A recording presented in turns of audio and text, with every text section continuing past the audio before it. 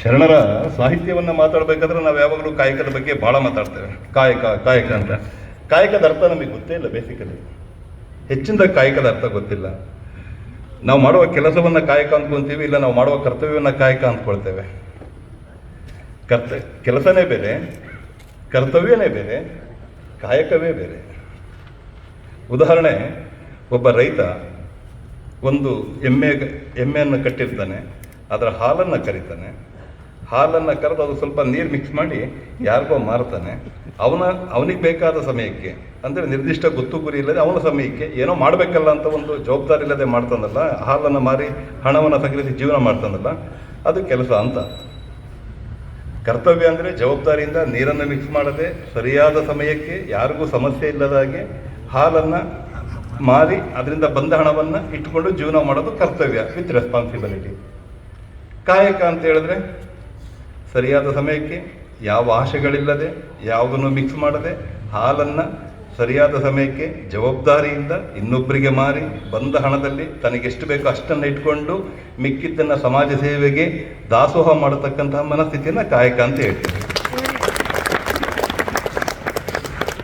ನಾವೆಲ್ಲ ಇವತ್ತು ಕೆಲಸ ಮಾಡ್ತಾ ಇದ್ದೇವೆ, ಇಲ್ಲ ಸ್ವಲ್ಪ ಮೀರಿದ್ರೆ ಕರ್ತವ್ಯ ಮಾಡ್ತಾ ಇದ್ದೀವಿ ಅಷ್ಟೇ. ಕಾಯಕ ನಾವ್ಯಾರೋ ಮಾಡ್ತಾ ಇಲ್ಲ. ಶರಣ ಸಾಹಿತ್ಯ ನಿಂತಿರೋದು 3 ತಳಹದಿ ಮೇಲೆ. ಒಂದು ಅರಿವು, ಮತ್ತೊಂದು ದಾಸೋಹ, ಮತ್ತೊಂದು ಕಾಯಕ. ಈ 3 ಮೇಲೆ ಶರಣರೆಲ್ಲರೂ ಹೇಳಿದ್ದಾರೆ. 1,96,000 ಜನ ಶರಣರಲ್ಲಿ, 770 ಜನ ವಚನಕಾರರಲ್ಲಿ, 53 ಜನ ವಚನಕಾರ್ತಿಯರಲ್ಲಿ, 13 ಜನ ಪುಣ್ಯಸ್ತ್ರೀಗಳಲ್ಲಿ, 13 ಜನ ಪುಣ್ಯಸ್ತ್ರೀಗಳು. ಹೆಚ್ಚಿನ ಜನಕ್ಕೆ ಇಲ್ಲಿ ಹಲವಾರು ಜನ ಗೊತ್ತಿದ್ದಿರ್ಬೋದು, ನಾನಿಲ್ಲ ಅಂತ ಹೇಳೋದಿಲ್ಲ. ಪುಣ್ಯಸ್ತ್ರೀಗೆ ಅಂದರೆ ಏನು ಅಂತಲೇ ನಮಗೆ ಗೊತ್ತಿಲ್ಲ. ಬೇಸಿಕಲಿ ಪುಣ್ಯಸ್ತ್ರೀ ಅಂತ ಹೇಳಿದ್ರೆ ಕಲ್ಯಾಣದಲ್ಲಿ ವೇಶ್ಯಾವಾಟಿಕೆಯನ್ನು ಮಾಡಿಕೊಂಡಿದ್ದಂತಹ 12,000 ಜನ ವೇಶ್ಯೆಯರನ್ನು, ಅಂದರೆ ಪಲ್ಲಂಗಿಯರನ್ನು ಲಿಂಗಪ್ರಸಾದನ ಮಾಡಿ ಅವರನ್ನು ಪುಣ್ಯಾಂಗಿಯರನ್ನಾಗಿ ಮಾಡಿ ಅವರಿಗೆ ಲಿಂಗವನ್ನು ಕಟ್ಟಿ ಶರಣರಿಗೆ ಮದುವೆಯನ್ನು ಮಾಡಿಸಿ ಅವ್ರನ್ನ ವೇಶ್ಯರು ಅನ್ನಬಾರ್ದು ಅನ್ನೋ ಒಂದೇ ಉದ್ದೇಶಕ್ಕೆ ಪುಣ್ಯಸ್ತ್ರೀ ಅಂತೇಳಿ ಒಂದು ಸ್ತ್ರೀ ಸಮಾನತೆ ಬಗ್ಗೆ ಬದುಕನ್ನು ಕಟ್ಟಿಕೊಟ್ಟ ಬಸವಣ್ಣನ ಆ ಒಂದು ದೃಷ್ಟಿಕೋನ, ಆ ವ್ಯವಸ್ಥೆ ನಮಗೆಲ್ಲರಿಗೂ ದಾರಿದೀಪ ಆಗಬೇಕು.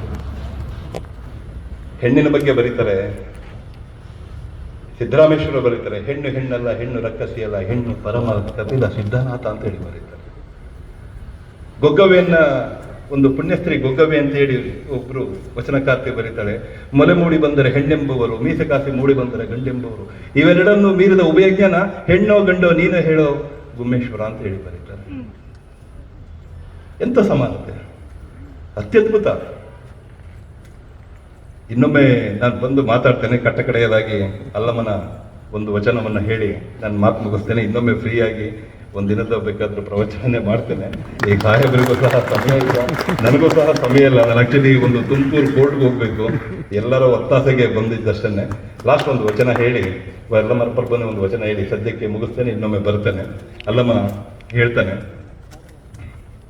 ತನುವ ತೋಂಟವ ಮಾಡಿ ಮನವ ಗುದ್ದಲಿ ಮಾಡಿ ಬಗೆದು ಬಿಡಿಸಿದರಯ್ಯ ಭವದ ಪ್ರಾಂತಿಯ ಬೇರುಗಳ, ಸಂಸಾರವೆಂಬ ಹೆಂಟೆಗಳ ಒಡೆದು ಬಿತ್ತಿದರಯ್ಯ ಬ್ರಹ್ಮದ ಬೀಜವ, ಅಖಂಡ ಮಂಡಲವೆಂಬ ಬಾವಿ ಪವನವೇರಾಟಾಳ ಸುಷಮ್ನಾಳದಿಂದ ಉದಕವನೆರೆದು ಸಾಗಿ ಸಲಹಿದರಯ್ಯ, ಬಸವಗಳ ಐವರು ಬಂದು ಬೆಳೆಗಳ ಹಾಳು ಗಿಡದಿಯರೆಂದು ಸ್ಮೃತಿ ಸ್ಮರಣೆ ಸೈರಣೆಯಿಂದ ಜಾಗರವೆದ್ದು ಸಸಿಗಳ ಸಾಕಿ ಸಲಹಿದನಯ್ಯ ಗುಹೇಶ್ವರ. ನಮಸ್ಕಾರ. Thank you. ಧನ್ಯವಾದಗಳು ಸರ್.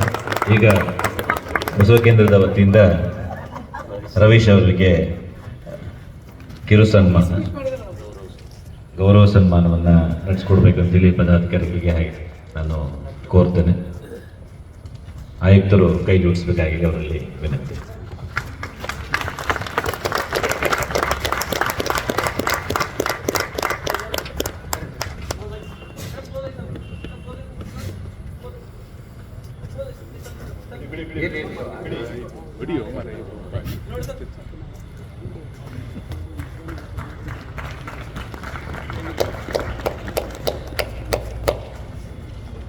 ರವೀಶ್ ಅವರಿಂದ ನಾವು ಕೇಳಬೇಕಾದ್ದು ಸಾಕಷ್ಟಿದೆ.